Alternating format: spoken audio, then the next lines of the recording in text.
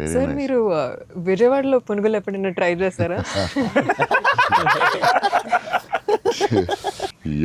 నాకు విజయవాడ పునుకులు చాలా ఇష్టం యాక్చువల్లీ. ప్రమోద్ ఇంటి దగ్గరే ఉండేది. ఒక సమ్మర్ హాలిడేస్ ప్రమోద్ నేను best friends, cousins and best friends.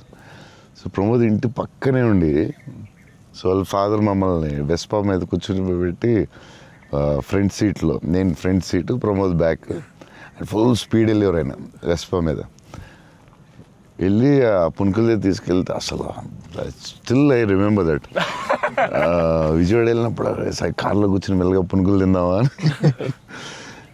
Too good. నేను అసలు అలాంటి పునుకులు ఎక్కడ తినలేదు లైఫ్లో. స్మాల్ చిన్న దాంట్లో పెట్టి దాని మీద చట్నీ వేసి, ఇంకా నాకు వాటర్ వస్తుంది.